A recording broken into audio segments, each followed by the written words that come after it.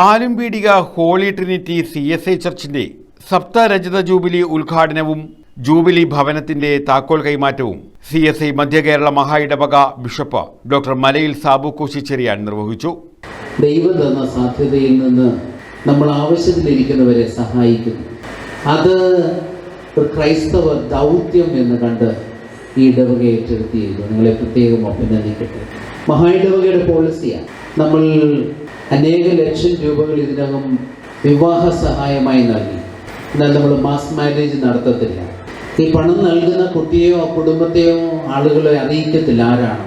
കാരണം നമ്മൾ പറയുന്നത് അവർക്കെല്ലാം വ്യക്തിത്വമുണ്ട്, അവർക്കെല്ലാം ഐഡന്റിറ്റി ഉണ്ട്, സ്വത്തുമുള്ളവരാണ്. പണത്തിന് മാത്രമേ കുറവുള്ളൂ. അതുകൊണ്ട് അവരുടെ വ്യക്തിത്വത്തെ അംഗീകരിക്കണം.